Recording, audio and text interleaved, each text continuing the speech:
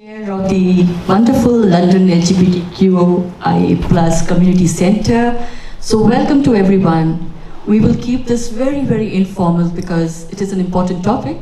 At the same time, I want all of us to feel comfortable enough to ask questions which we will open up for the audience after an hour of conversation with the panelists. Just before I start, Channel 4 is filming us today for a documentary that they're going to show telecast next month at some point. If anyone is uncomfortable and don't want to be in that documentary, can you just put your hand up? Thank you. Fabulous. I'm going to run this a little differently today. So I thought I'll start with a bit of context setting, then invite each of my fabulous panelists to introduce themselves. We will have 60 minutes total of conversation amongst us. And the last 30 minutes, we will have audience interaction, your Q&As, and then we will have concluding remarks. Does that work for all? Let's keep it very succinct. That's what I told the panelists today. That's why I have Ted sitting next to me. Okay. So let me start, okay? So I was invited as a panelist earlier this year in Feb and discussing the same topic, going back into the gay closet. I sat there listening to Ted and Eileen, and I really honestly was sick in my stomach. I wondered why I haven't ever thought about elder care, in our LGBTQ plus community. It's as if like I was never going to get old. And then I live at Tonic Housing, UK's first LGBT affirmative housing. And I was talking to a resident there who's 87 years old and now a very, very good friend of mine. And I said to him, why do you always sit aside? Why do you sit away from all of us? Why do you not come and include yourself with us? And he interestingly said, I am 87. I am invisible to the world. So why should I make myself visible? That really touched me. And since then, and since the panel, I have been trying my best to start having these discussions. So I am going to start giving some horrifying statistics. Like, Ted, you said several of us fought to get the rights that we have got now. And as we get older, we have the frightening reality that we have to go back into the closet if we go into care homes. That is very touching. So Census 2021 results show the population of England and Wales has continued to age since 2011. The number of people aged 65 and over increased from 9.2 million in 2011 to 11 million in 2021. And the proportion of people aged 65 years and over rose from 16.4% to 18.6%. There are now over 15.5 million people aged 60 or over, making up 23% of the UK population. It is estimated in 10 years from now, this will have increased to almost 13 million people, or 22% of the population. I'm sorry, I'm going to read the statistics because it is interesting, it's horrifying, and it just disturbed me reading this. Around 4 million people, around 4 million older people, 40% of people over 65 and over, have a limiting long-term illness or disability. And it is estimated that this will rise to over 6 million older people by 2030. Around 850,000 people, most of whom are aged 50 or over, are living with dementia in the UK. And Alzheimer's UK predicts that this figure will rise to 1 million people by 2025. That's only 2 years away. So 2021 census for the first time included questions around sexual orientation and gender identity.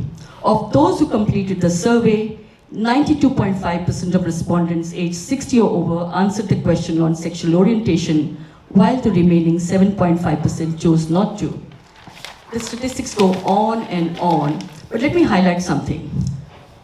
According to research by the LGBT Foundation, 74% of people identifying as LGBTQ+ would prefer a care home provided specifically for their community. Yet, when I was doing my research, I didn't find a single facility exclusively for LGBT, although most of them are promising to provide a positive experience.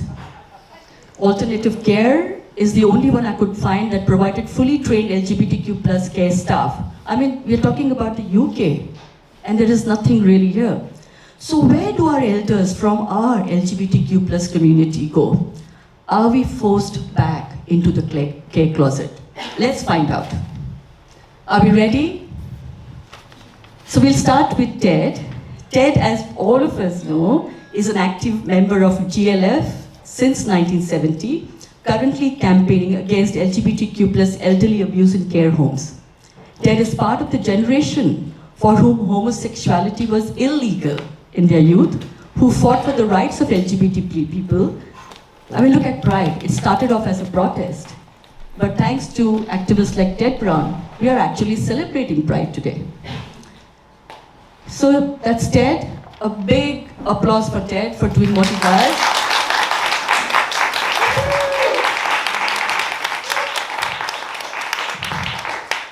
In my head, I call Ted the warrior man. Eileen Chubb, a Bupa care home whistleblower, who founded Compassion in Care as a result of her experience of reporting widespread abuse in a care home. Compassion in Care runs a national helpline for families of abuse victims and whistleblowers.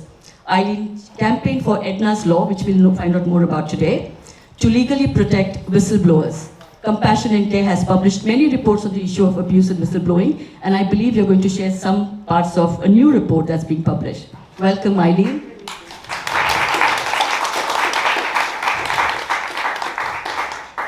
And we have my friend Stephanie Fuller, CEO of the LGBT+ Switchboard. Stephanie joined Switchboard in early 2021 as general manager, bringing with her more than 15 years of experience operating at senior level in a variety of non-profit organizations. Responsible for leading the effective day-to-day running of Switchboard, Stephanie is passionate about empowering and enabling their volunteers. So we've got a fantastic panel here. Stephanie, round of applause for Stephanie as well, please.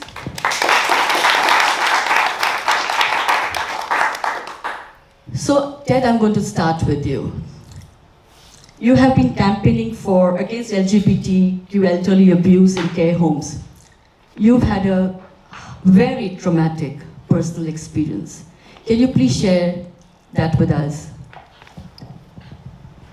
Well, yes. First of all, I'd like to echo some of your words about what happens with the older generation, both of LGBT people and the rest of the older population, because when we started the Gay Liberation Front, unfortunately, that was a category, a group of people that also we didn't pay as much attention to as we should have done. And I found myself forced by circumstances into dealing with what happens to older people, and particularly LGBT people, from what happened with my partner. Now, I understand that this intro should be quite short until we actually get into the, okay. Basically, I started being involved with the Gay Liberation Front back in 1970, and it was the following year that I met my partner, Noel. He, at that time, was living in Portsmouth, doing an architecture course, but he decided, when he heard about the Gay Liberation Front, that he wanted to become involved. We met, found ourselves quite friendly towards each other, and he helped organize with me the first Gay Pride March, which was the youth march against the unequal age of consent laws. Because in 1967, when the law was changed and partially decriminalized homosexuality, male homosexuality, because lesbianism has never been illegal in Britain, the law stipulated that only consenting sexual activity between homosexual men over the age of 21 was illegal, although for heterosexuals, consenting sex was available from the age of 16. So we organized this demonstration, and I still have some photographs of that first march, which went from Trafalgar Square all the way up to Hyde Park. Noel at the time was 28, so he wasn't allowed to be on that march. I was 21, and because I'd been involved in organizing it and was just over the edge, I was able to join in. A few years later, 2 or 3 years later, Noel and I moved into one of the Gay Liberation Front's communes. We moved into the one in Bounds Green, and we were comparatively straight compared to many of the other gay GLF communes and communities, but we were in touch with the Brixton Fairies and the Notting Hill Fairies. And they tried to admonish us on many occasions about being so straight. We tended to wear the supposedly correct clothing. Many of us had jobs. Many of us weren't out visibly in our daily lives, but we were very happy working together and living together in our flat. 1 living room, 1 bedroom, 14 people. You found yourself stepping over people making love to get to your mattress, sharing toothbrushes, sharing food, sharing responsibilities. When that commune broke up, Noel and I decided to move together. Although that wasn't particularly fashionable in GLF, being in a nuclear family, so to speak, but we didn't care. And we moved into a house in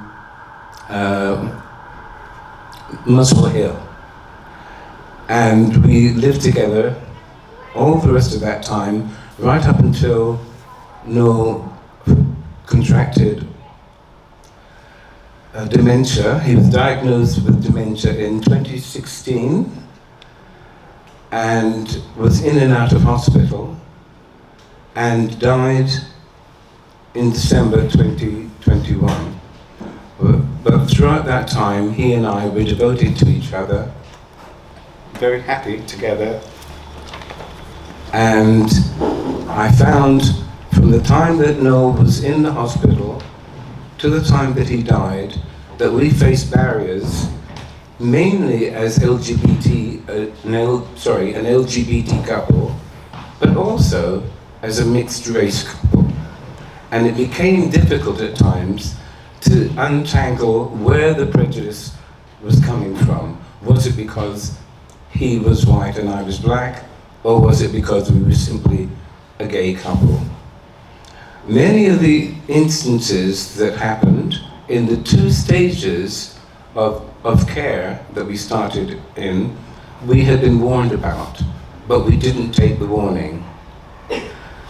After Noel was diagnosed with Lewy body disease and the other form of dementia,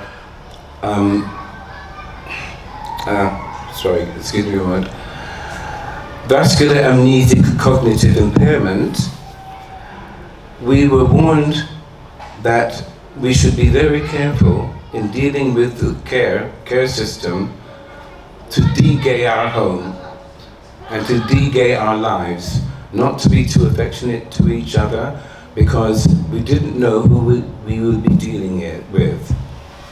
Okay for time? Okay. So the first stage of care involved having some people come in 2 or 3 hours a week, 2 or 3 days a week, because when Noel's dementia got serious, I found it difficult to leave the house on any occasion, to visit friends, to just go for a walk. I had to be there with him all the time. So the first stage of care was employing people who would come in for 2 or 3 hours, so that I could get out and do the shopping or just take a break. Now, the first 3 people who came and worked for us were absolutely perfect. But I do remember that the last one was a young man who made it clear that he wasn't particularly happy working for us. And just about a week before I told him to go, he asked us, "Are you 2 puffs?" And I said, "Yes, we're homosexual." And he said, "Well, I don't really like that very much."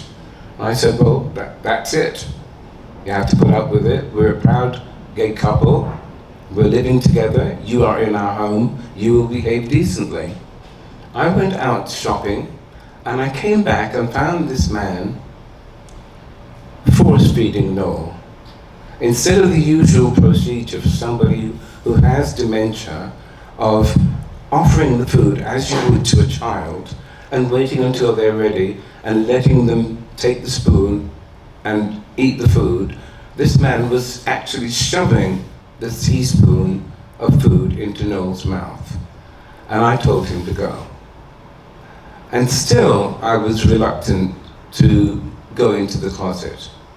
Because although the title of this campaign is going back into the closet, basically Noel and I had never been in the closet for the best part of 50 years. Now the next stage, when Noel was getting more seriously ill, was having him move into hospital, because he also had a problem with his heart.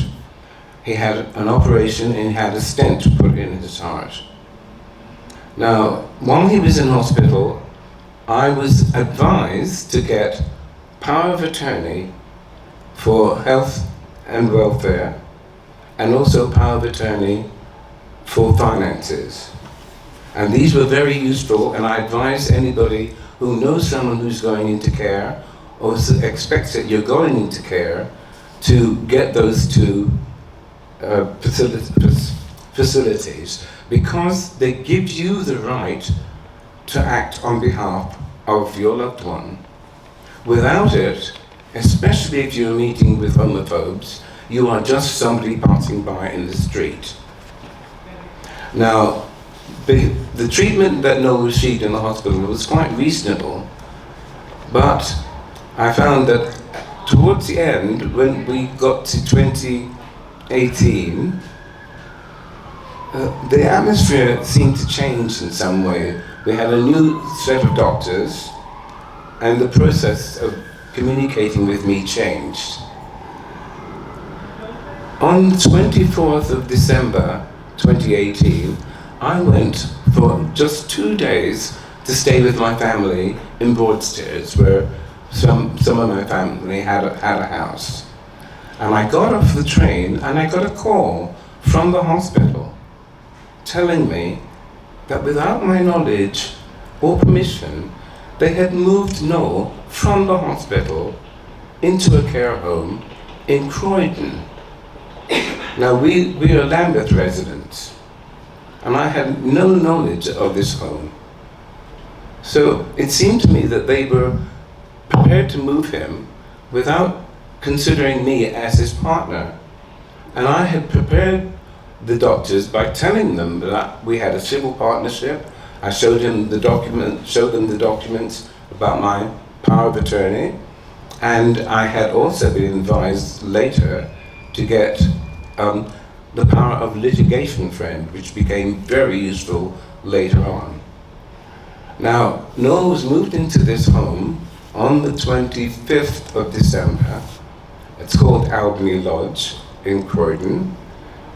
And a week later, I visited him the minute I came back to London, and noted that he had not had a health assessment. And I spoke with the staff and said, "What's happening here? This is supposed to be a temporary location for him while he assesses his needs and move him into a more permanent care home. Why hasn't he had this treatment?" And they admitted that they had failed. And what happened later So you remember he was moved into the home on the 25th of December. I got an email, this email, on the 10th of January, saying at 10 o'clock in the morning, "Good morning, Theodore," which is interesting because I was not on first name terms with these people. Following our telephone conversations, I can confirm as an assessment of health needs will be carried out on your father, Don Glynn, later this afternoon at 2 o'clock. This will be carried out by our designated nurse. It didn't invite me to attend this health assessment, which is the normal procedure. And this was the letter I was receiving at 10 o'clock, notifying me that what was happening at 2. Now, in the interim, in those first few days of Noel being in the care home, I got the feeling that we were not being paid attention to quite properly. And this, to me, this email seemed confirmation of that, because there is no way that these people could have mistaken Noel for being my father. At the time, he was 76, I was 69, his surname was Glynn, my surname is Brown, I'm black, he was white. No way was he my father. And I think this is just their written way of letting me know that we don't recognize your civil partnership, we don't recognize your relationship. It then got worse. I found that within the 15th, 5 days later, Noel had managed to get out of the home into the street, which was a great puzzle to me, because he was on a second floor in a home where you need to use a code to get into the lift. And on the ground floor, you have to go past the reception to get to the 2 doors, each of which have separate codes in them. And yet he had managed to get out into the street. And someone that I spoke to later about it said that maybe they were deliberately letting him wander, because had he been run down on the A2 road that was outside that home, it would have been very difficult for me to make any case for his protection. So that was the first time that he got out of the home. So this case of the care assessment, I got there at 2 o'clock, having not been invited, but I felt entitled. I got to the building, they wouldn't let me in. They were talking to Noel, asking him questions. He was in a state where he hardly knew his own name. And the health assessment normally involves asking questions that only a family member or someone very close would understand. Are they allergic to anything? Are there foods that they don't like? What is their health history? I was there saying I wanted to explain these details to ensure that these people could look after Noel properly. They wouldn't let me in. And I sat in that room, and the first thing that they said to me is, "We have assessed you as self-nursing," so I've forgotten the exact term, "but we're going to charge you and Noel £1,400 a month towards his care." And they didn't answer any of my questions about what was happening with the health assessment. A little bit later, in February, when it was my birthday, again, Noel escaped. I got a whistleblowing call from a member of staff telling me that the evening before, Noel had been found in a local shop trying to buy chocolates and asking the shopkeeper if he knew where Ted was. The shopkeeper had had this experience before with the people from the home coming in, so he rang the home and said that Noel was there. They sent people from the home to come and pick up Noel. Noel would not go back to the home with anyone that he recognized from that home. It was the shopkeeper's wife who escorted Noel back to the home. Noel was really terrified of going back into that place. And I remember on one particular occasion, when I went to visit Noel, and I opened the door, he instinctively went like this. He was scared of something that was happening to him. And I found a bruise on his body, and I have a video of me and his Quaker friends. Noah was a Quaker, and I went with one of his Quaker friends, and we discovered a bruise on his body that went from his navel around his back, together with a yellowing bruise on his chest, where you could still see the knuckle prints where he had been punched. And I demanded that both I took photographs of those bruises, and I insisted that the staff take photographs of this, and that we hold a safeguarding meeting, which is the process whereby if there are concerns about what's happening, you investigate it together with the staff and other residents about what's happening to these people. It turned out at this safeguarding meeting that they had found two suspects, two staff suspects, and the account was that Noel had been walking along the corridor with some other residents, and one of the staff said to him, "Are you a gay man? Do you like gay men?" And then Noel was dragged into his room, and everyone heard the sounds of him being beaten up or calling out for help for about 2 or 3 minutes.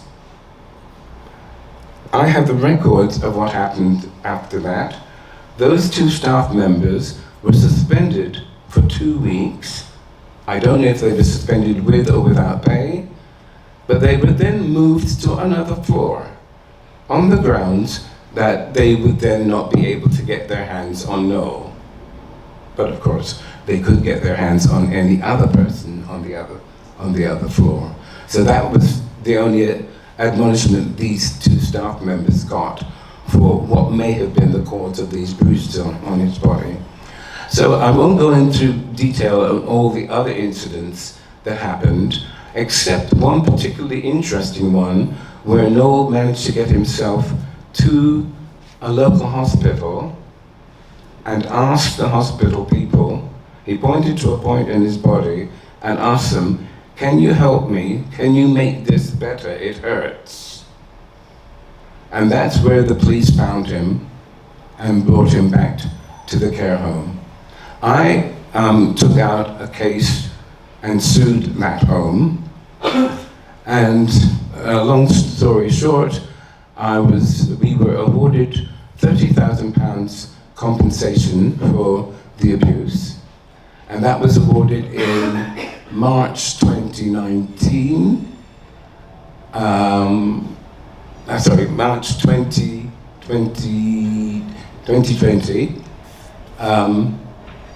Noel died in December 2021. I'm still waiting for that money. I was hoping that it would come before Noel died so that we could share some of the benefits of it. And I found that the fact that I had been advised to get a litigation friend role very helpful, because litigation friend gives you the right to sue, not just to complain about what's happening, because in that circumstance all that happens is the home apologizes and then continues as usual. A litigation friend enables me to sue within the care process. If I did that as a separate individual, it would cost several £1,000s that I wouldn't have been able to afford. And as it was, it cost £4,000 to take these people to court.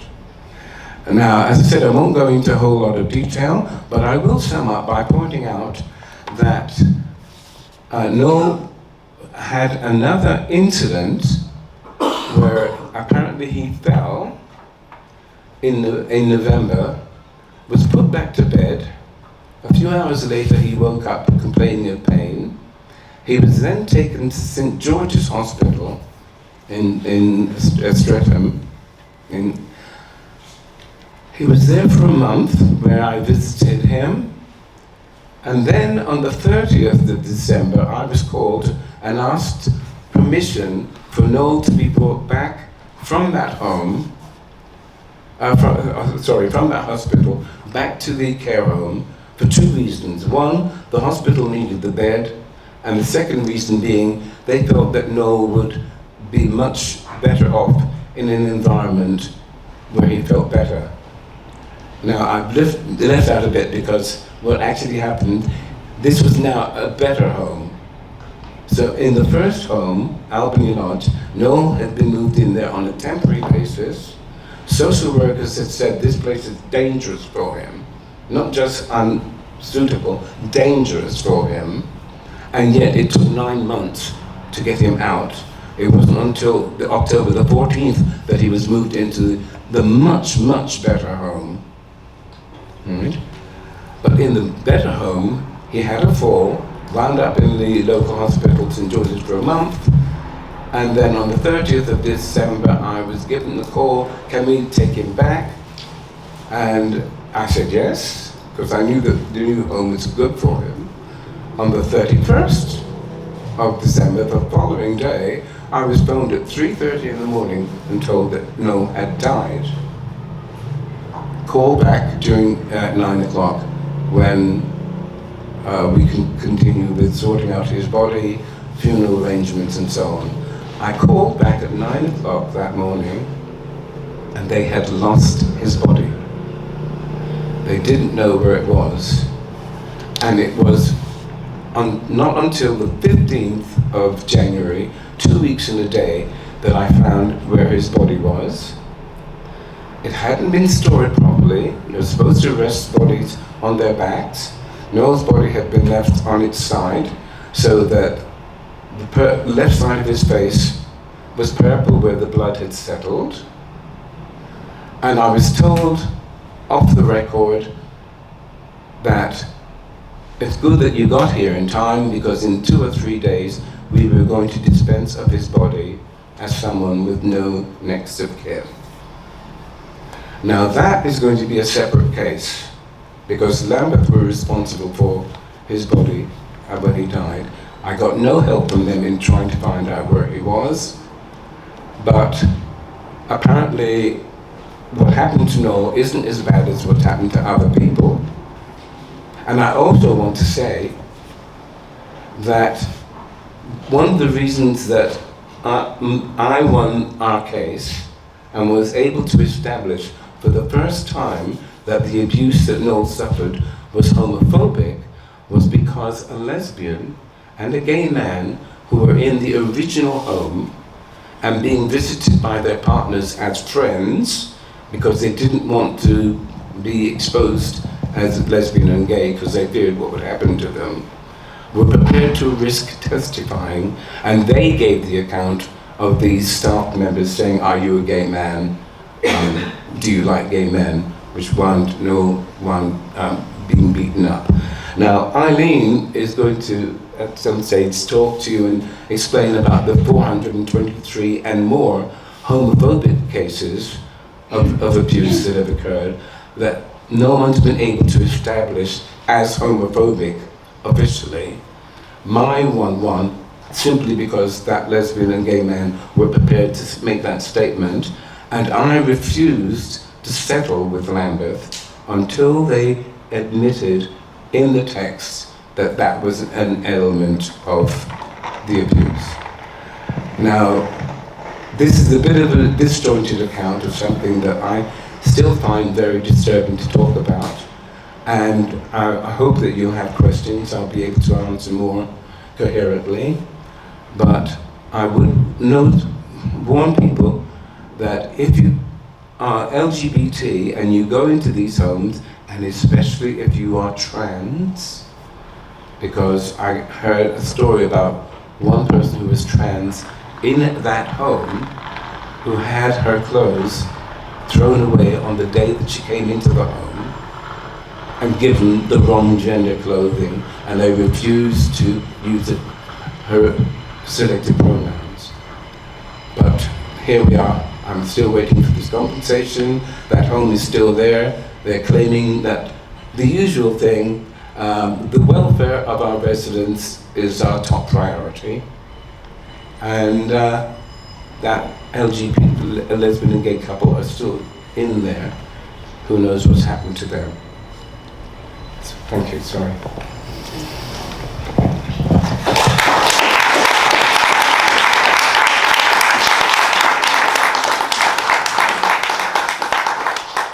Thank you, Ted. I have been shamed a lot in my life, and very few times I've felt shame. When I listen to your story, I feel ashamed of us as humans, really. So thank you for sharing. And, you know, Eileen, it's kind of your turn now. And when I listen to these stories, and we use the word abuse, and I think to myself, is this abuse or is this a crime? So Eileen, please share with us how you got into whistleblowing, these cases that Ted talked about, the report that you're coming out with. We'd love to know more. Hi, thank you everyone for being here, and Ted, you always bring me to tears. I suppose when I went to work in a care home, I thought I lived in a civilised country, and very quickly found out that I don't. I saw people abused in every way that you can imagine, their wedding rings stolen, their belongings stolen, kicked, spat, dragged down hallways by their hair. And we worked for a big company, and they didn't have a problem with that. They only had a problem with the people that reported it. And I realised, I didn't even know what a whistleblower was. And it's at that point that I realised how important whistleblowers are. We were blacklisted, there were 7 of us, and we couldn't go and work anywhere else because there was no jobs. They'd ask if we were one of them booper people. And then they say the job has just gone. So I founded Compassion in Care as a campaign group to start with. I looked at the other charities that were there, and I decided that we wanted to be everything that they were not. We didn't want to take money from the care industry, we didn't want to take money from government, and we wanted to tackle the issues that weren't being talked about.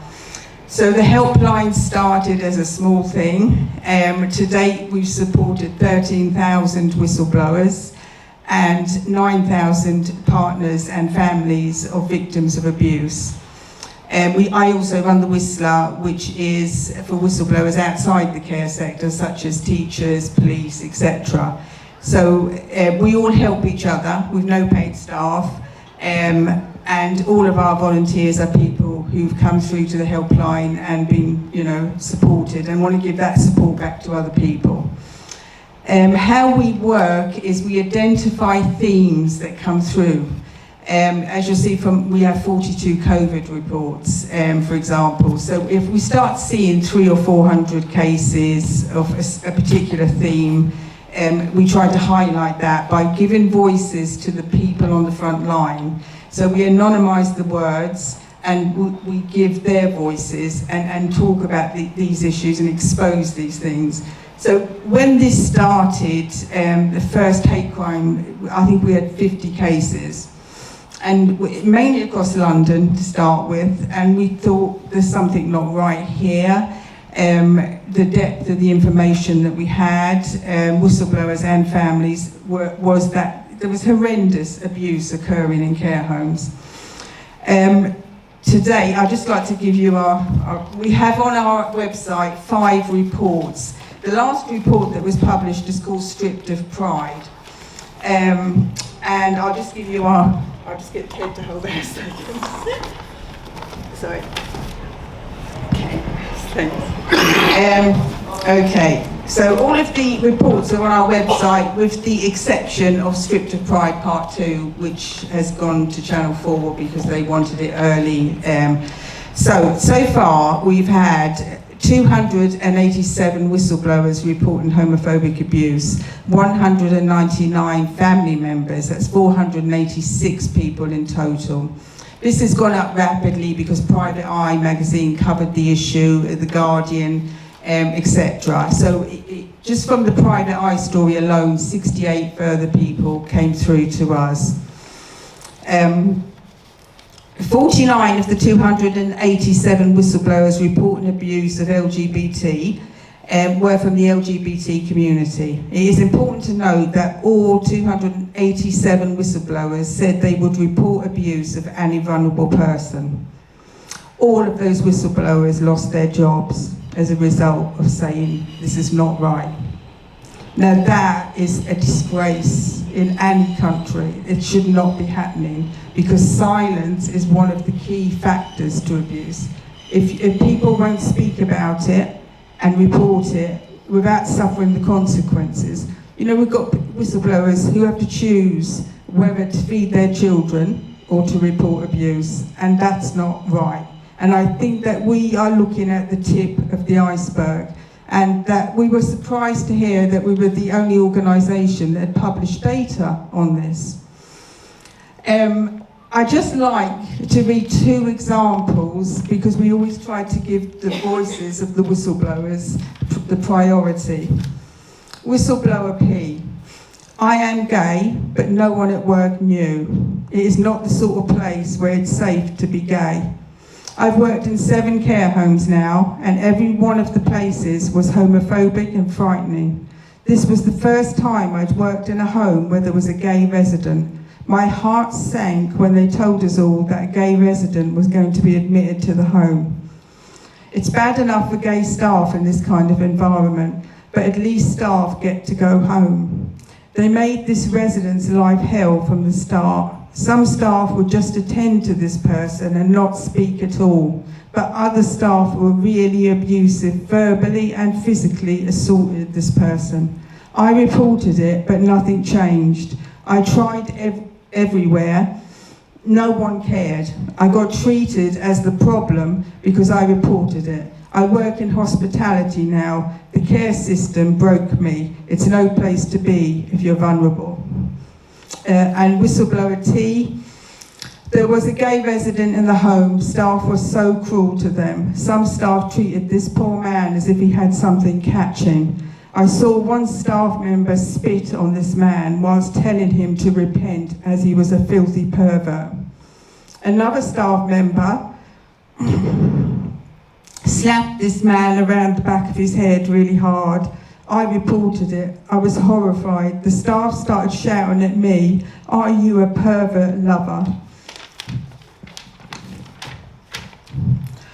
Are you gay?"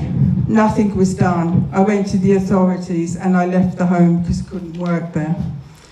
These are just 2 of hundreds of testimonies. The kind of abuse that we're seeing features, I'd say, was motivated by views that are held that are not compatible with working in the care sector. So somebody can hold a religious view or a personal view, or they can come from a country where it's illegal, and they're treating the person as if they're a criminal. I've got to admit, I cry most days on the helpline, because what we're hearing is horrendous, and it's got to stop. So what I'd say is the first thing that care homes should be asking people is, do you hold a view? And if you hold such a view, there is no place for you to work in care, because it needs to be stopped at source. And the second thing that we really campaign on is Edna's Law. Edna's one of the abuse victims from the Bupa care home where I worked. She had no family, as many of these victims of this generation have no family. They may have an elderly partner visiting them, or an older friend. They've got no one to speak out for them, which makes them more vulnerable, particularly if there is no next of kin, because they don't want people visiting anyway. And they make it as difficult as possible to discourage people, and they keep information from people, as Ted said. Ted's experience is just horrendous.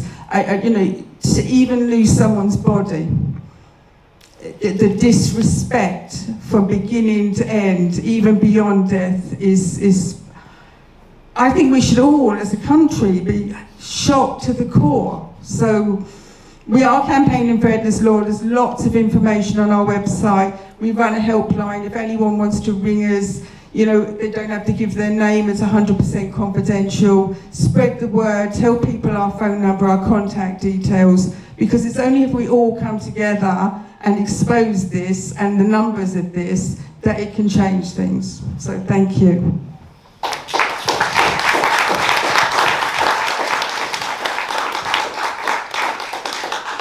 Thank you, Eileen. Eileen, before we move on, I just had a question for you. So who is ultimately accountable for care homes? And what do you do if care homes themselves, like you said last time on a briefing call, that they just simply change their names? And so can you just talk about that? We've had over 90 stories in Private Eye magazine, by the way. We're very grateful to Private Eye and Channel 4 for coming and covering this issue. One of the things that we discovered was that care homes, say for example a care home called Charles Place, closed on a Monday, it could open on a Tuesday, called something else, and all of its history is buried in the archives. And we exposed this in Private Eye, if anyone copies of any of the stories, and that was 8 years ago. Now, last week, there was a care home that hit the news after 16 people died in the most dreadful circumstances, and it was called Temple Court. When I looked at the care home, it had been registered to the same person twice, and all the old reports were archived, and they were awful. And so if people had known to look at those reports, and then it was the same owner, that could have been avoided. So there's a whole raft of loopholes. Also, over 90% of the care homes that people call us about are care homes that are rated good or outstanding by the regulator. That tells us there's something wrong with the regulator, and that's why we want to take it into the criminal system, to make it a criminal offence to fail to act on concerns. What happened to Noel? The people responsible for that, under Edna's law, would have been removed from the home within 1 hour. And any failure by an employer to do that results in a criminal sentence. And that's what's needed, a proper deterrent. If you're assaulted on the street, it's called assault. But if it happens in a care home, it's called a safeguarding issue. Thank you, Eileen.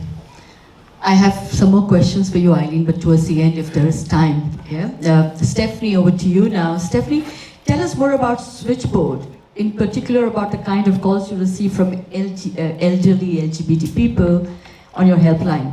Do you also receive calls from trans people who need care, and how do you facilitate next steps?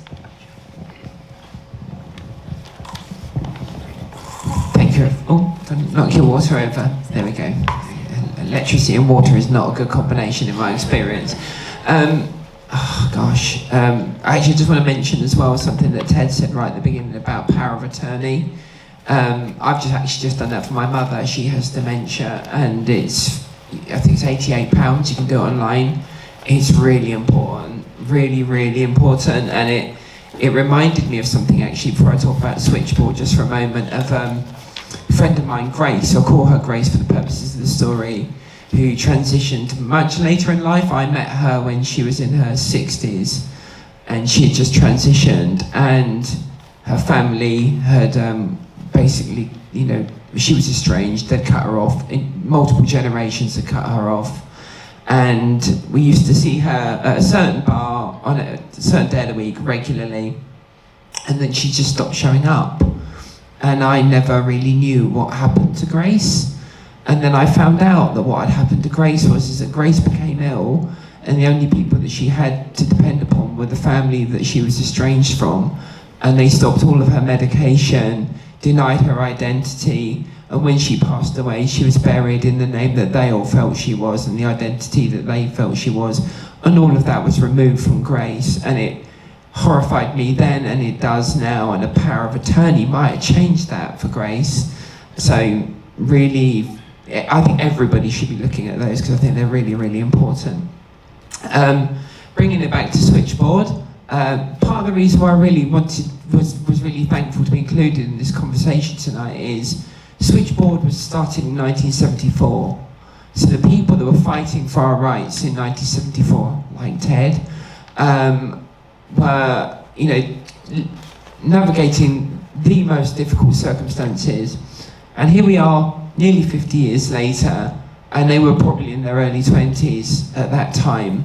So actually what's happening now, I think, is because of Ted's generation in particular, our community en masse is now meeting the healthcare system for the first time in later life, and it is clearly not ready for us, and it is not prepared.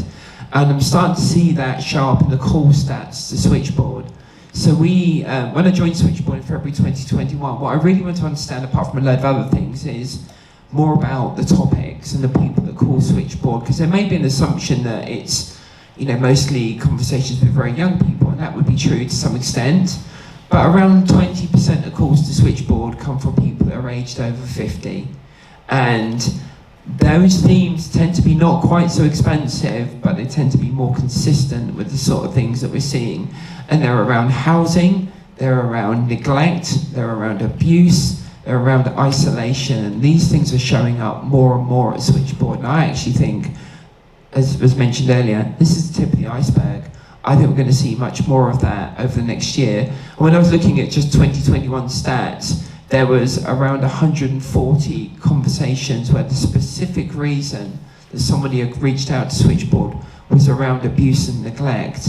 So whether that's in a setting that is a healthcare setting, to be honest, we can't always tell, or whether that is actually social care and they're relying on social workers that are coming to their home to look after them, we can't be sure either. But what we do know is that in those settings, the training is minimal to nothing. And actually, in many cases, the people delivering it are either homophobic or transphobic themselves. And if they've had any training, it is very, very basic. So all these things started to really crystallise in my mind that we're going to see an awful lot more of these sorts of calls to Switchboard in the coming years. And then I looked at the census data, and particularly you mentioned about trans people. So 140,000 people in the 2021 census described their gender as being different to that assigned at birth. Now, bearing in mind that people fill in the census as a household as well, there's only the people that are prepared to admit it in front of perhaps their family as well, so likely the numbers are higher. Hopefully all those people are going to live long and healthy lives. How's this going to work out based on everything we've just heard? I am horrified about what is coming down the track. And if you do look at it through the specific lens of, say, trans experience at the moment as well, or healthcare is tremendously bad already, it's very, very patchy in terms of gender affirming opportunities. And then as soon as you get into actually just general healthcare, it's almost non-existent. So we really are facing an awful lot of difficult circumstances coming at us at, I would say now, an unrelenting pace. And I think we all need to be really focused on this. I think often there is a tremendous focus on youth and young people's issues, and I'm not saying that those things don't matter too, they really, really do. But, we're all going to inhabit this space, hopefully, in the future, and we need to be really, really mindful of what that might look like. So, I think even just being on this panel, I've probably listened as much as all of you have to the words of Ted and Eileen, and become even more kind of committed in us as an organisation, thinking about what can we do more to gather this information more clearly and get it into the hands of people that shape policy in this country, that are there to look after our communities. Because last year it was around 17,000 conversations as an organisation we handled, and we actually think, in fact we know, the need is far greater than that again, and we want to use that to steer policy more, but equally we don't necessarily trust the people that are designing that policy to deliver it either. I might hand that back to you at that point.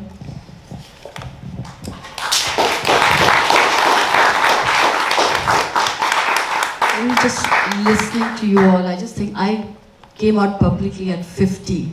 And I'm thinking to myself, do I have to go back into the closet soon?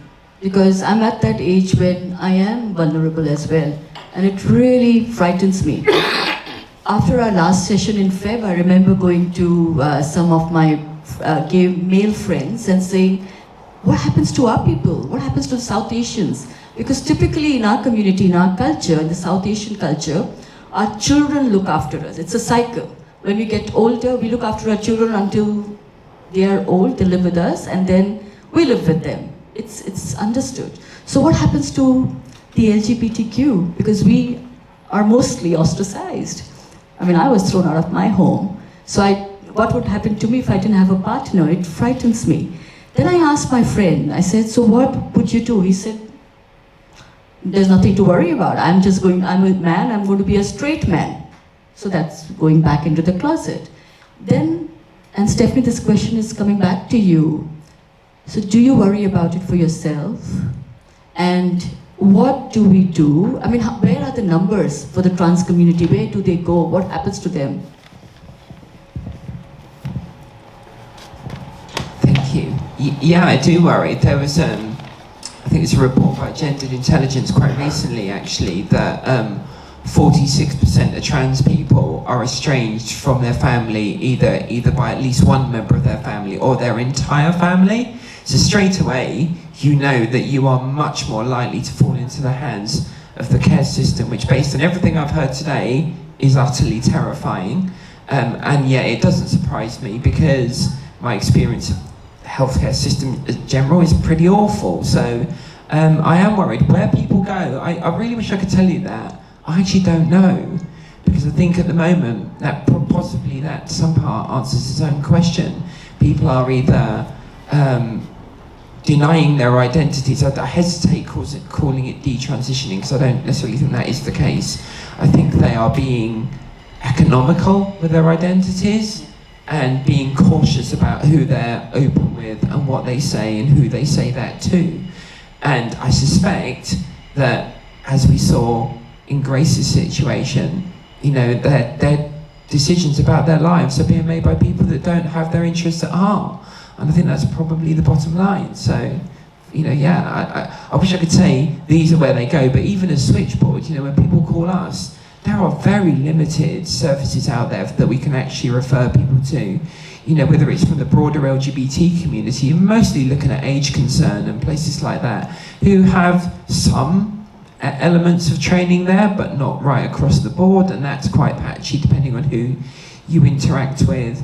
And we're seeing, you know, such a range of calls, and I know this is slightly going off topic from your question, but, you know, because dementia was mentioned earlier as well, we are seeing more of those calls with, you know, partners calling up saying, you know, their husbands, you know, now got a diagnosis of dementia. They get a call from the healthcare worker and they're asking where the wife is, and they correct them, go, no, it's my husband, and they'll get this several times in one phone call. This is really not common. So if that's already happening in an overt way, repetitively, to what is a bigger community in terms of the lesbian and gay community, the trans community is smaller, but I think it's probably going to feel the heat even more ferociously as a result.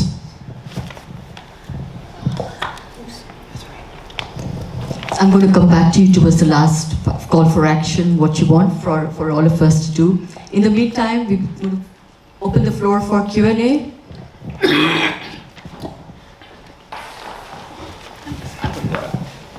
Do we need this, or? Yeah? Sorry.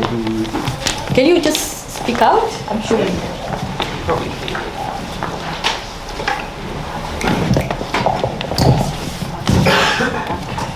I ask a question for the panel? If you could do just one thing, the emphasis on just one thing, that would improve the environment for the LGBTQ plus community, what would it be in a healthcare setting? And So can we just repeat the question so that people who didn't hear it? It was, if there is one thing that we could do to improve the situation for LGBT people, what would it be? So that was the question. All three of us, so. Okay.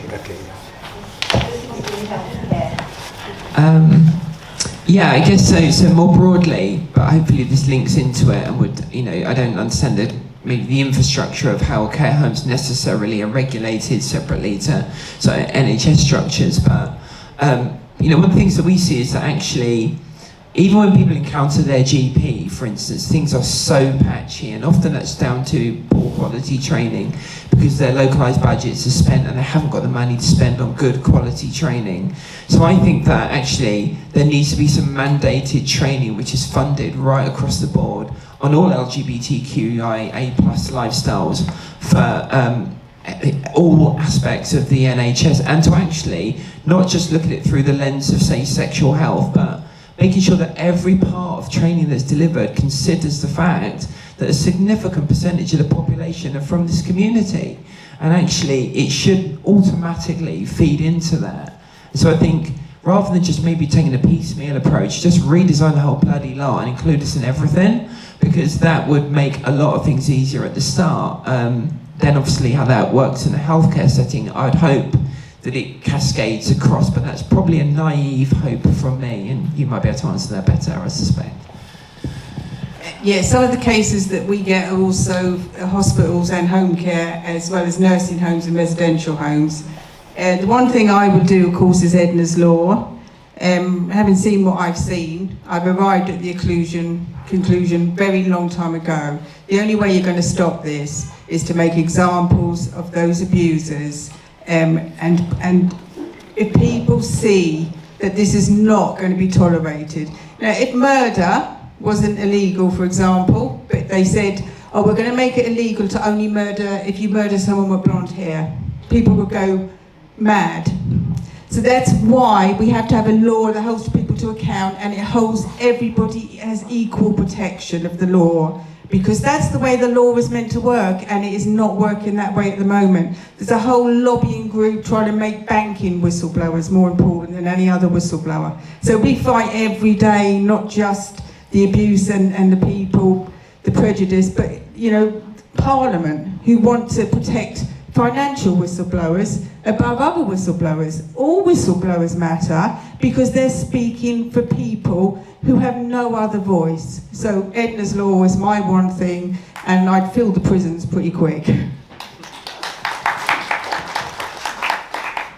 Well, my response isn't an easy one, but it's one that's very fundamental and something that we all understand, which is that we have a society that encourages inclusivity for everybody, that we recognize everyone as deserving humane, loving, tender treatment across race, across gender, across age, all these different categories, and that those barriers that we set up are broken down.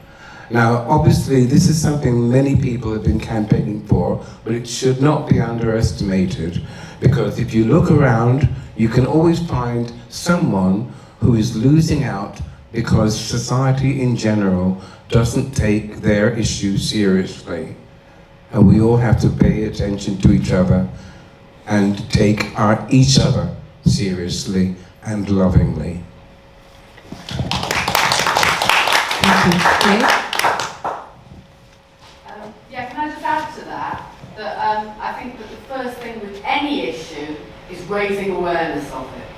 This is a hidden problem, it's an uncounted problem, it's not treated properly, it's not addressed properly, and it needs to be addressed at every level. It needs to be addressed in government, it needs to be addressed by our local councils, it needs to be addressed by those bodies responsible, like the Care Quality Commission, but we also need to address it amongst ourselves. We need to educate ourselves about how the systems work. And me and Ted are sort of doing this a bit in Lambeth, and ask me more about that later. I've got some leaflets. Claire, you have your a session on this on the 24th, right? 24th, we've got a bit of an open day. We've invited the mayor to have, the mayor of Lambeth, to sit down and have tea with Ted. So we're calling the day Health and Happiness. We've got a different theme every month. In the past we've done home to hospital, we've done getting your unmet care needs met. This month we're doing health and happiness because it's Pride. So we'll be doing afternoon tea, socialising, meet the queer elders, meet each other, because social connection is so important. People get isolated, and a lot of older queer people don't know any younger queer people, and vice versa. So that's within everybody's power to, if you find an older queer person, make friends with them, say hello to them. We're also going to have a health bus there, giving out health information, where to get your health needs met, and they're dropping in to have tea with them. That's keeping busy. Question? Yeah, Eileen, you told, yeah, hi. You said that, like, it's illegal to beat somebody up on the street.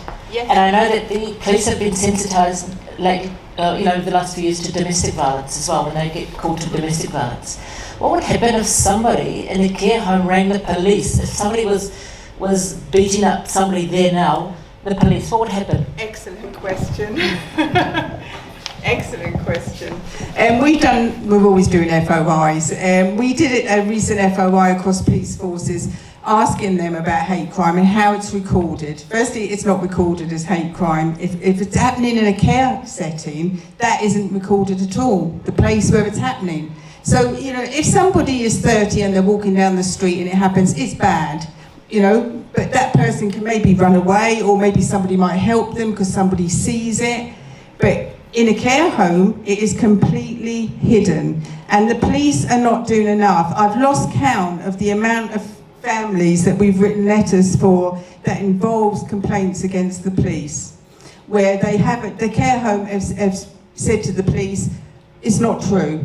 You shouldn't be listening to that person. They have dementia, their family are unreasonable, their partner is unreasonable, you shouldn't be listening to them. We've lost count of the amount of times the police have failed to act. So basically the care home has got all the power, and whatever the care home says, I mean, you may remember during COVID, a mother, a lady who'd taken her mother out of a care home being arrested and put in a police car because she took her mother from a care home.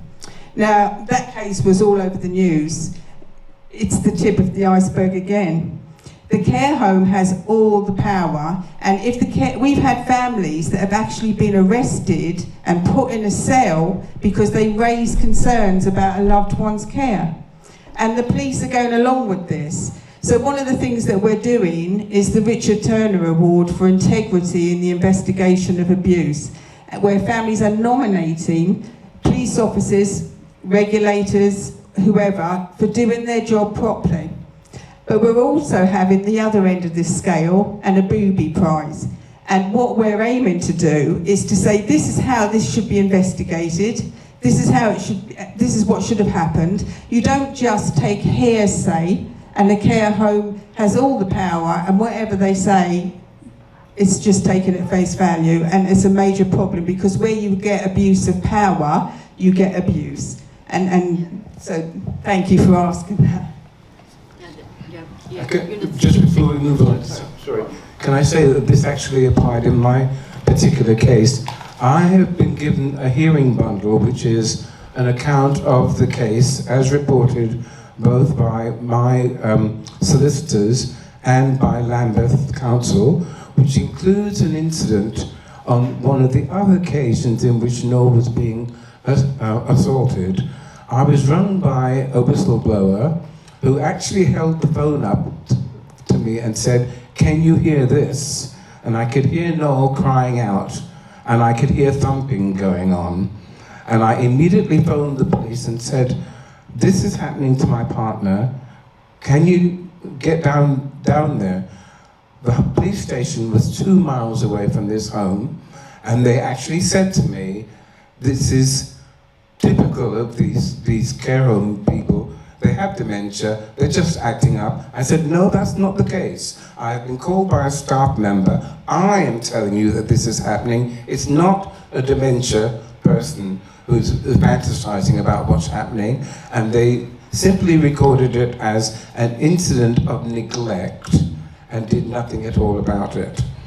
Now, there's two other things I just want to say before, don't forget your questions. One is, I forgot, or maybe it's just too difficult for me to talk about, one of the incidents that happened involved Noel having a cigarette stubbed out on the back of his hand.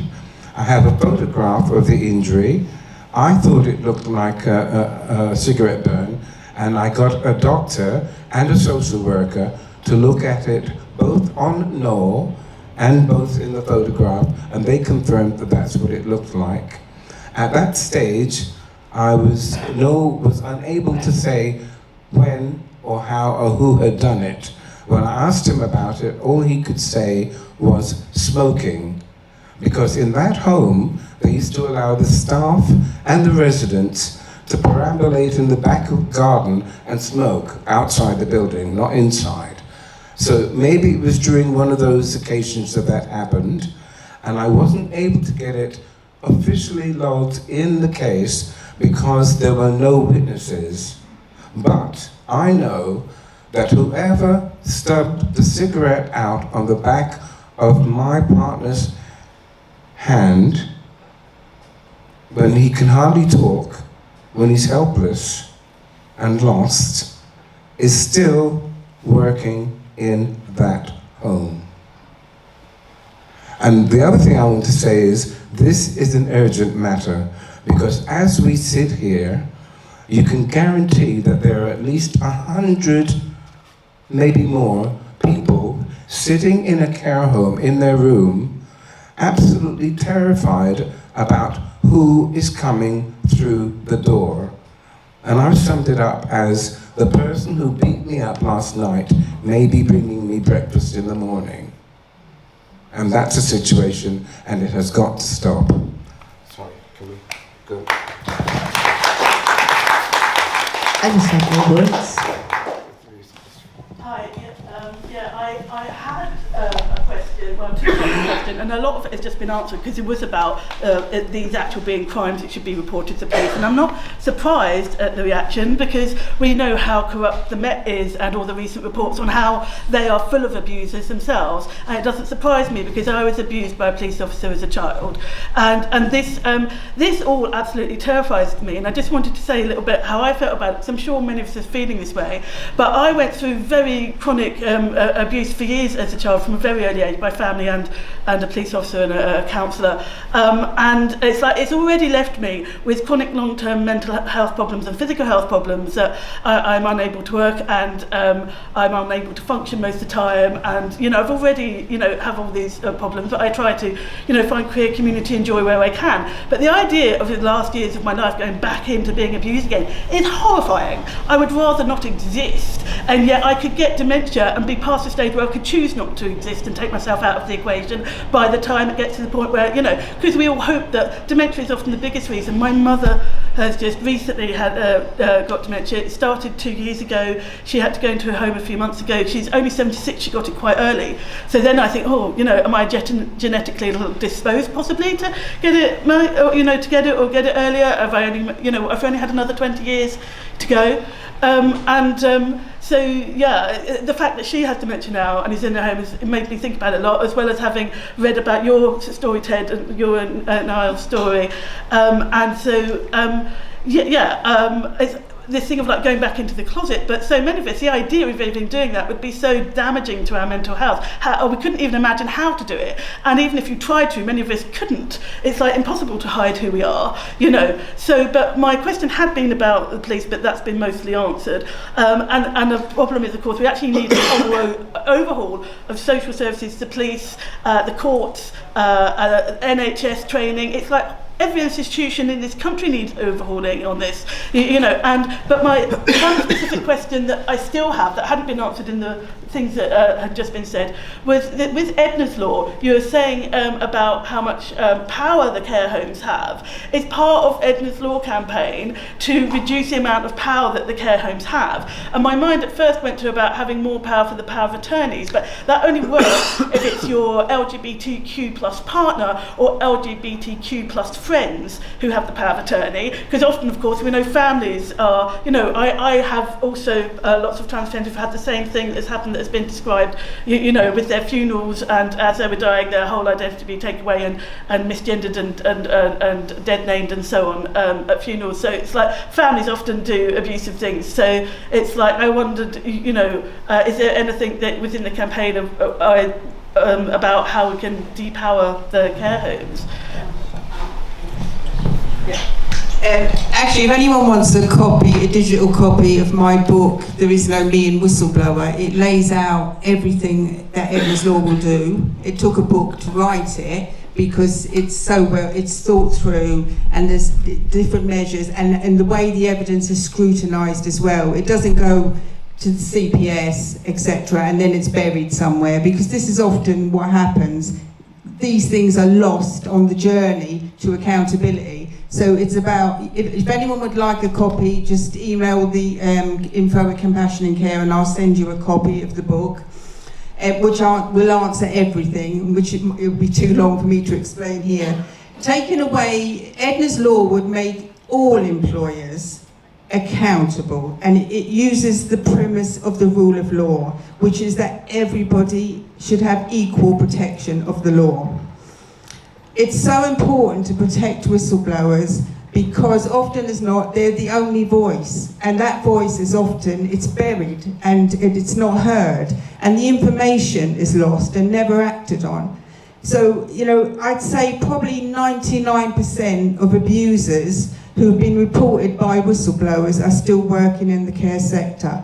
So what's happened is somebody's risked everything to bring this information and nothing happens. And how you're going to hold the care homes to account is that there's a whole layout of accountability, what the care home has to do. And there's a whole system for a whistleblower to report to that care home. Currently, care homes are saying, oh, I didn't get any report from a whistleblower. I don't know nothing about it, because there's no trail, there's no paper trail. So Edna's Law has a paper trail for the first time. It's there, it can't be buried, it can't be hidden, and it goes all the way to the courtroom. And it's about holding the police and the other authorities accountable as well. And as for the regulators, well, they could be redundant, nobody would miss them. Sure.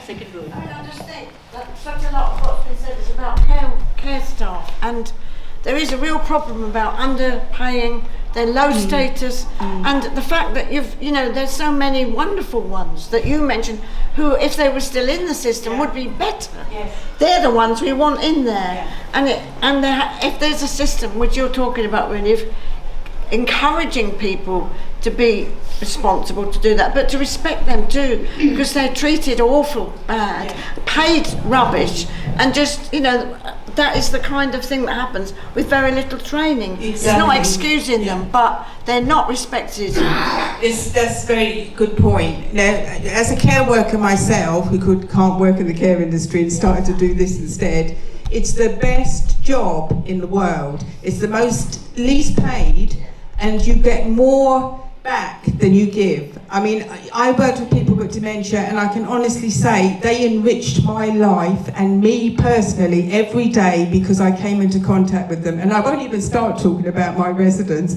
but one of the things that came up was the police were interviewing about the victims, and they said, and how old was that lady? And I said, oh, she was only 99. And they went, what do you mean only 99?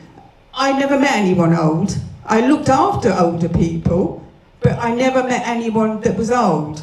And every single person is a priceless human being. And good care workers every day go beyond the call of duty. But the rotten apples they're getting the same rate of pay as the worst there are. And that's got to change, it's got to change, and it's got to be valued. Because care work is a brilliant job. Yes, I just want to quickly back that up, because it partly answers the question about what do we want to, what's the single thing that we need to do to change this. And one aspect of what needs to be done is changing attitudes. And if we think seriously about it, we live in a culture where when you use the term old about somebody, it means you're dismissing them. They don't count, they're not really important anymore. And it's one of the reasons that so many people are into plastic surgery and all sorts of things to try and make themselves be young, because they know that they'll be recognized as people if they're younger, but once you're old, nobody gives a damn. And we need to change that attitude. Not just for people in care homes, but for all of us. Absolutely agree. The word old is like a scary word, isn't it? We have in the face mask. Do you need a mic? Access.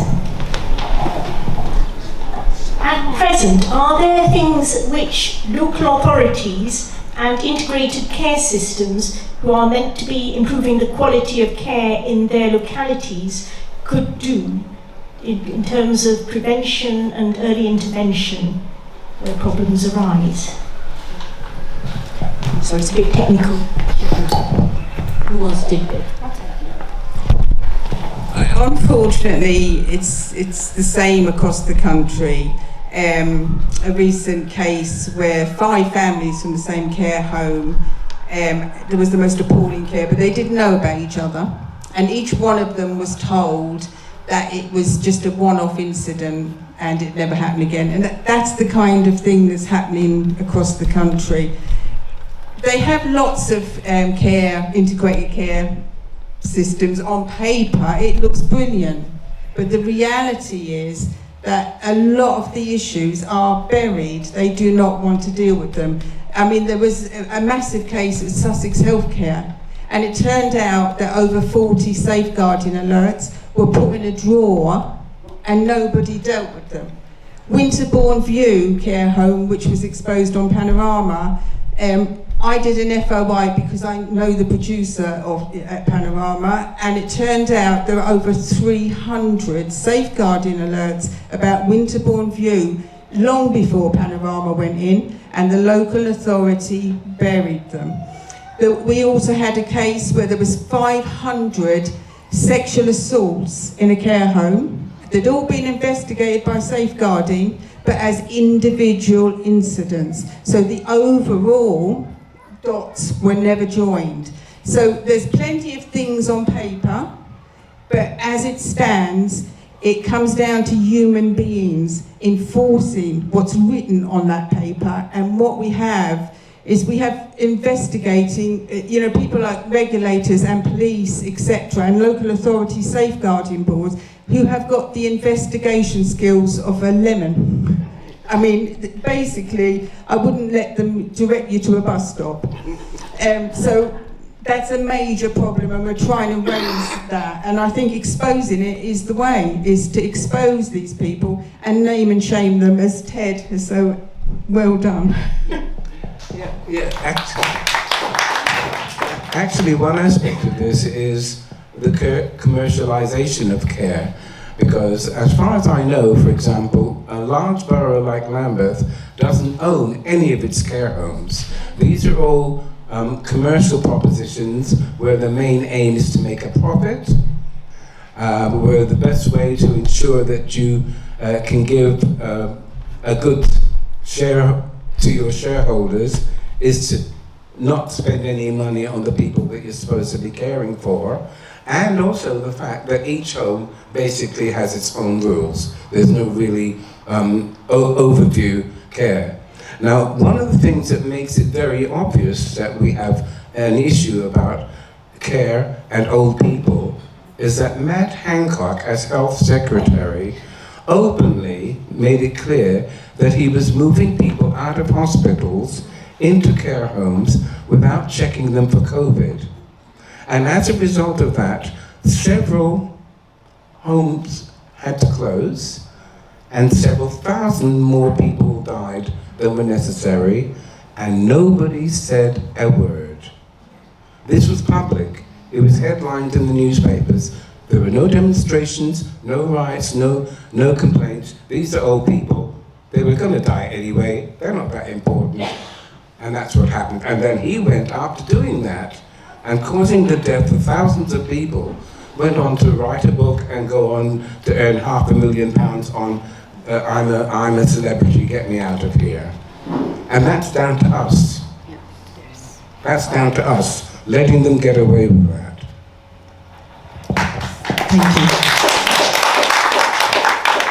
And I'm mindful of the time, but if you're happy to sit around and extend this by a few minutes, I'm happy to as well. I think, yes, there are three questions. There hasn't been sufficient attention by the group. So we can't really hear you, sir. Putting their hands up. This lady's been trying to say something. This lady in front of me We'll for get quite to some time. Sure, we'll get to her. It's hard to Thank see. you. Sorry, Yeah. Can she have the mic? Can we have the mic, please? you'll have to cover it. It can only go to a certain point. Sorry. It's quite. Yeah, this is maximum. Thank you. Sorry about it. We didn't see your. Okay. No, what happened was that people thought you were pointing to them when you were pointing to me. So, what I wanted to say was I'm very angry about the Care Quality Commission. And you may be going to tell me, Eileen and Ted, that it's not worth it. But I would actually like to. I've worked for them as an expert by experience because my dad was in a care home. I was paid by them to go and interview residents when the inspectors were going to homes. So it's something that Age UK does for CQC, and I did that for a few years. And I was always looking for abuse and always looking for LGBT people possibly not being treated right. But the thing is that a few years ago, about 10 years ago, or a bit more, 15, CQC came out with a whole document about LGBTQ rights in care. And they did a whole lot of consultation with LGBT organisations, including myself, and I was on committees with them, with people from learning difficulties organisations, from Regard, which is the LGBT disabled organisation, and quite a lot of, and we were all doing work to make CQC have an effect on homes and agencies and everything they inspect. And I feel like, what was that for? Really, what was it for when I hear what you're telling me, Eileen, of Ted's and his partner's terrible experience and the number of cases that you're seeing. My mother has just recently died from Alzheimer's, and she was in a care home that seemed really good, and it had, when you went into the lobby, there was a rainbow sign and it says, everybody is welcome here. And I was really pleased to see that as a queer carer. But how do I know how many people, I think my mum's care home was all right, but how do I know how many care homes have got signs like that up and it means nothing? And you know, the fact that CQC has got places rated outstanding, excellent and good when there's been reports like this is a scandal. And I would like to get Stonewall and Channel 4 and who else have you got in your pocket? You've got quite a Private Eye and the whole of our wonderful LGBTQ campaigning community. Many of us have, like Ted, been doing it for years. And I want to get them, basically, CQC, to take it seriously because it's tokenism otherwise. And, it's got to be addressed. And I want them on the carpet, basically. Yes, right.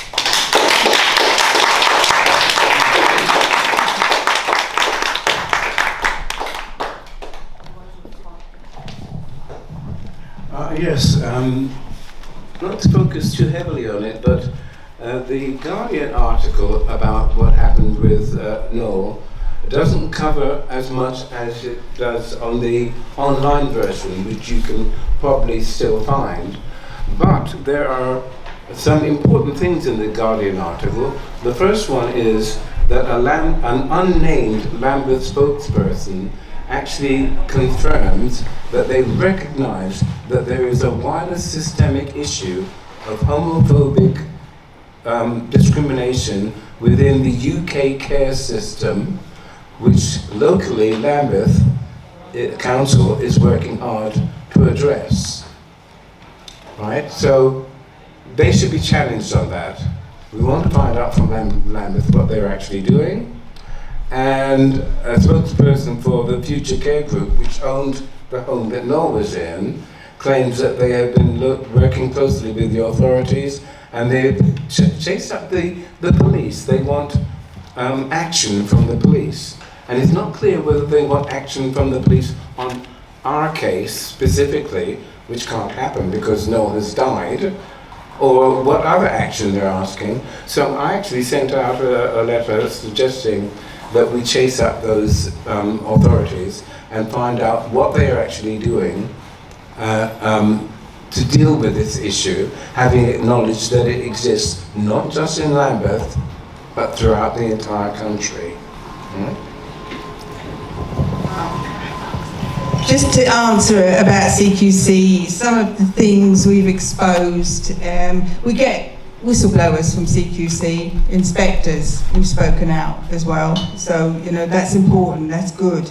Obviously they don't keep their jobs, that's bad. However, what I would say about CQC, when they first came into being, they put out a story that they closed 100 care homes. If they blinked, I'd know. They hadn't closed any care homes. So I asked them for the list, and with private eye, we exposed that statement was false. They hadn't closed any care homes. Some of the addresses were building sites. They never even had a home on them, or any kind of habitation. So you're talking about inherent dishonesty. David Behan, formerly of CQC, we tried to block his knighthood because he was linked on the front page of the Times to covering up the rape of a vulnerable adult in a care home in North London. He still was knighted. We tried our best to stop it. We even went outside the health department and protested.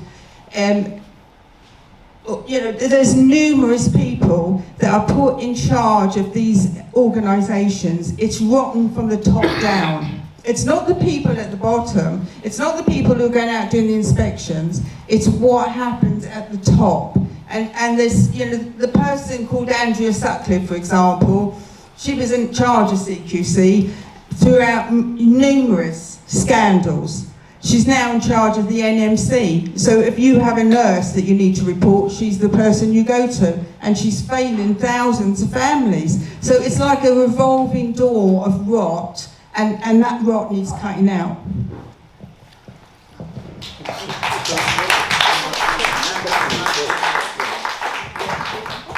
I'm taking the next question. So you? Yeah, I mean, I'm not sure there's much I can add really to what's already been said, so I don't want to take up really any more time. If there's another question, I'm happy to kind of let us jump straight to the question. I think they're more useful.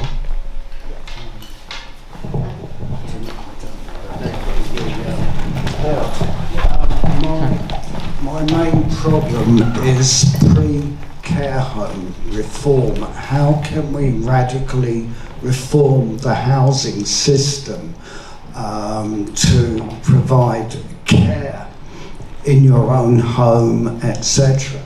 Sheltered accommodation is often a stepping stone to care homes, and the people who deliver care in sheltered accommodation have the same inability as in care homes.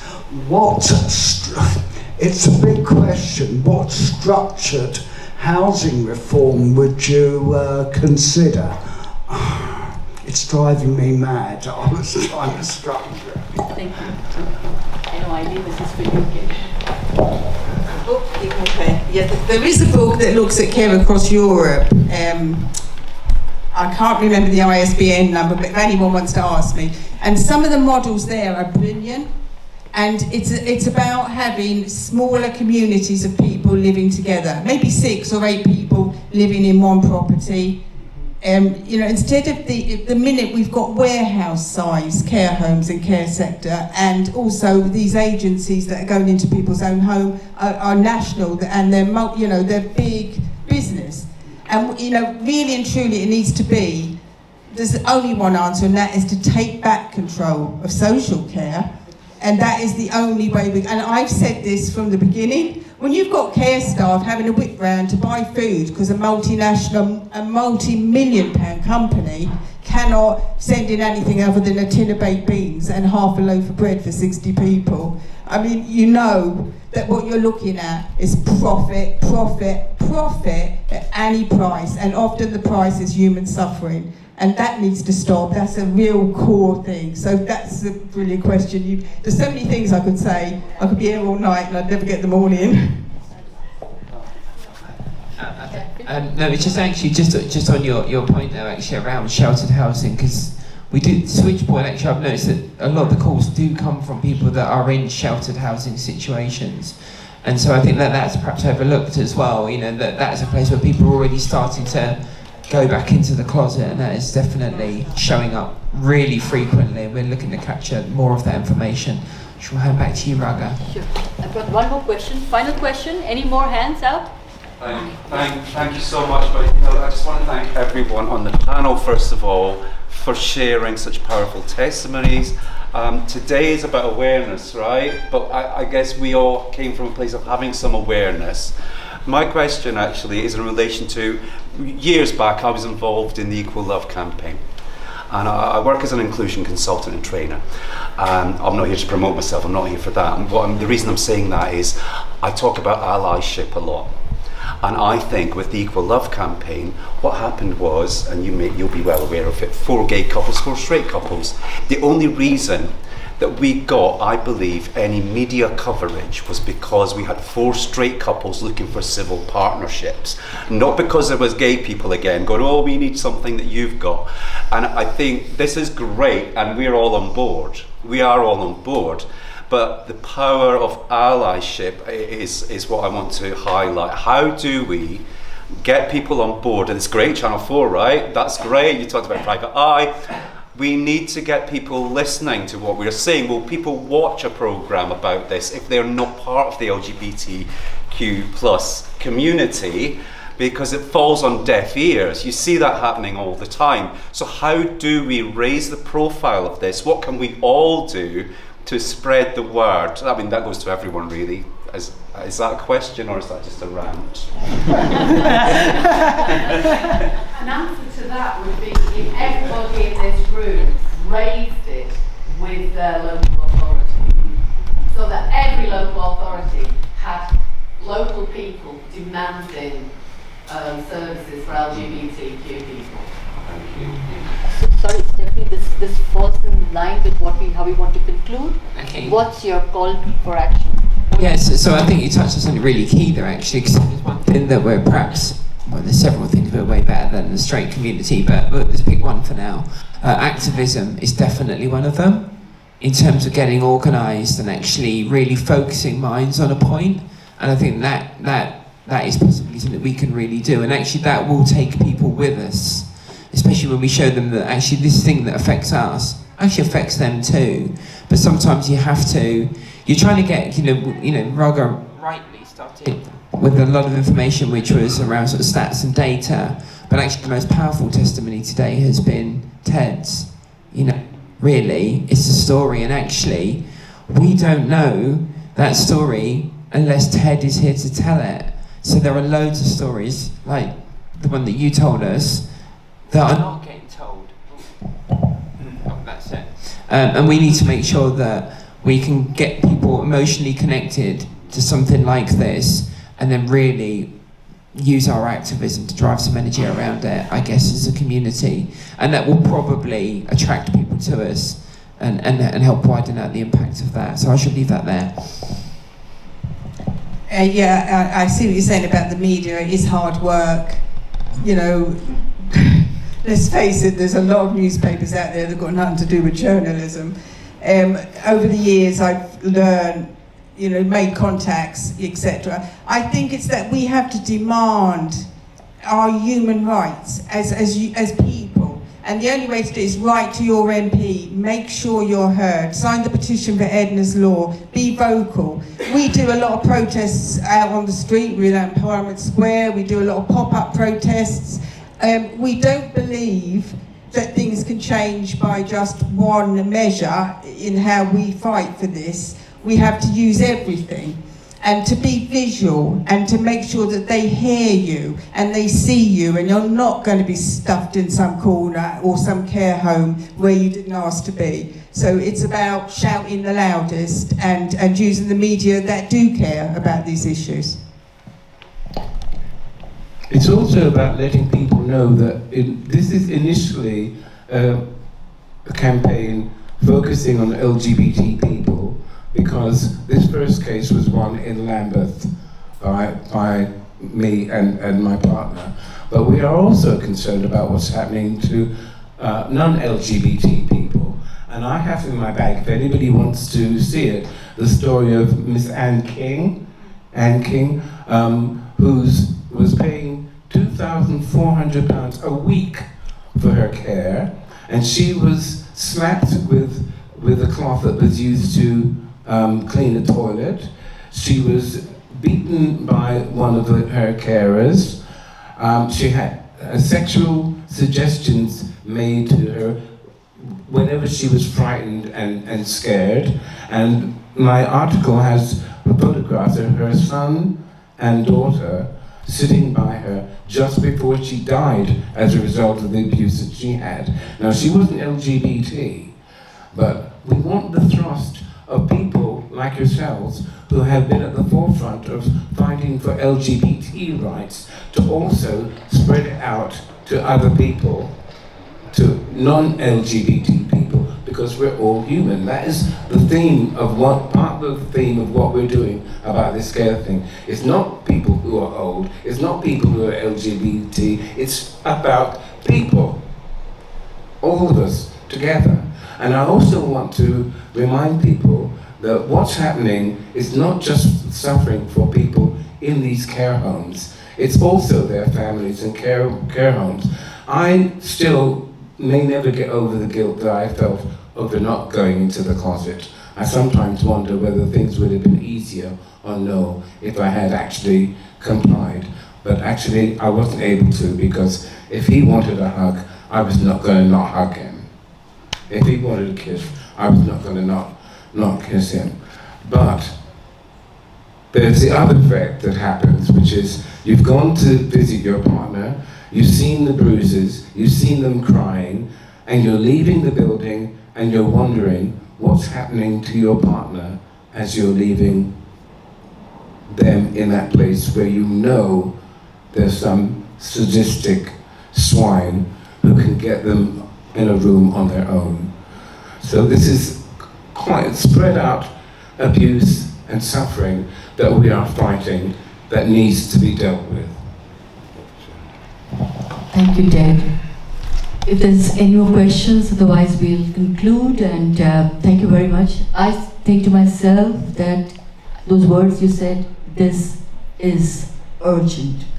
I think all of us in this room are testimony that we care for ourselves, care for others. The fact that you've all turned up, spoken, listened, asked questions, gives me hope.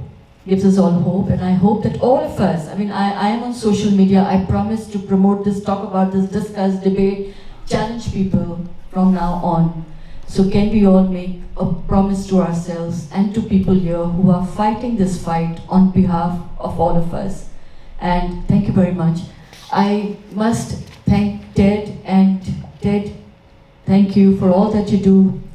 I have been with my partner for 16 years, as you know, now legally married. She had a stroke 2 years ago.